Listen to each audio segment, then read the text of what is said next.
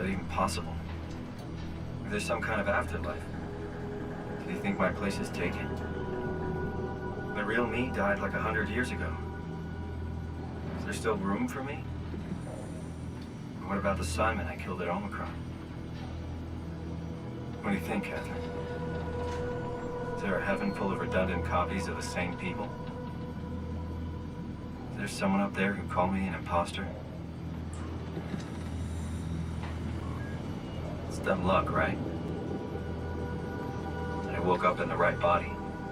I basically flipped a coin, and if I had called the wrong side, I'd be rotting away at Omicron. I mean, there's nowhere to know, right?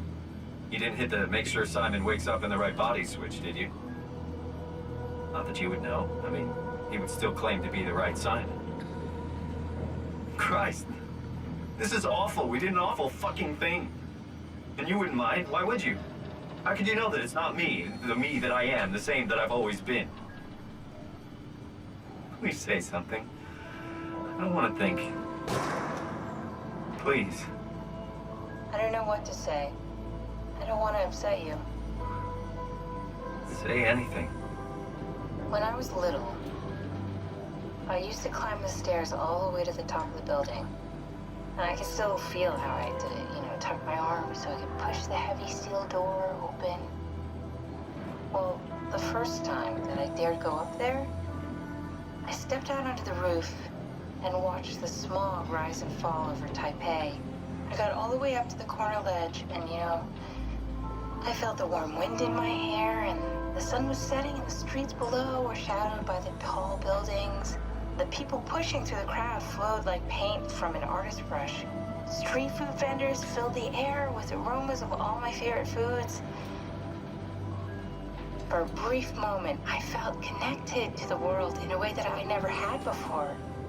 It was the most profound feeling of comfort and sense of belonging I could ever hope for. I really never felt the same way again, but I went up to the roof many times after. I'm not religious, but I can see why people would be. The privilege of being makes a strong case, at least every once in a while. Do you still feel that sense of awe? Even like this? Things are different, but we're still here. What's the point of going on? Everyone's gone. All the people still left are digital copies trapped in computers at the bottom of the sea. We'll never be able to rebuild or reclaim what we were. Are you really so unhappy being what you are, or is this about the man who went for a scan 100 years ago? Both, I guess. When I was back in Toronto, even the worst case, the darkest futures I could predict, they at least included my previous life somehow. I feel so uprooted. There's nothing here that I recognize, nothing that makes me feel like I belong. Even if we make it to the Ark, would it be any different? I'd still be alone. No friends. No family. You could make new friends. I'm sure everyone would like to know the time traveler. If not, you still have...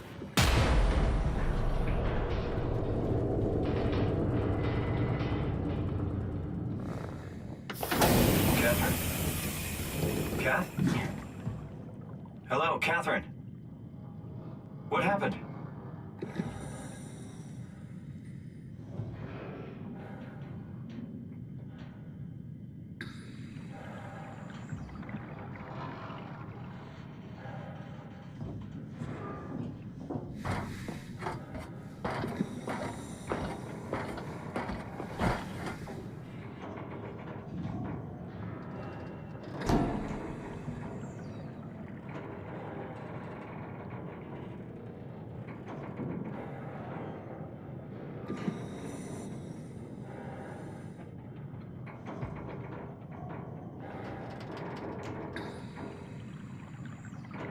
I know it's not much, but why have we stopped moving? The power blacked out for a moment.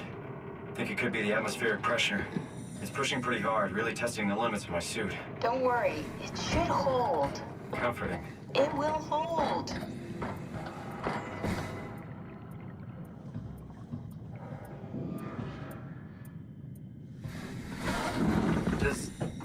Does time freeze when you're not powered? Time feels omitted more than anything.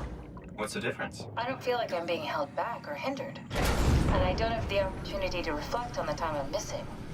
It's simply missing. Sounds like sleeping without the dreaming. Yes.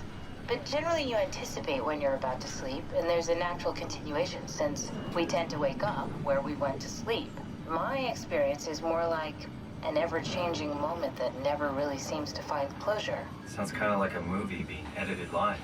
I suppose so. I guess it sounds exciting, but it really keeps me activated to the point of exhaustion.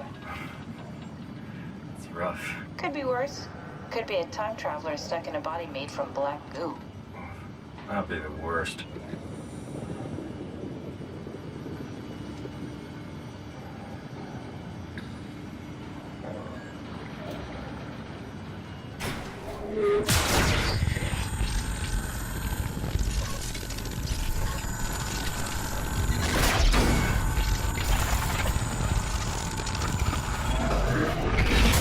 You did it! You did it!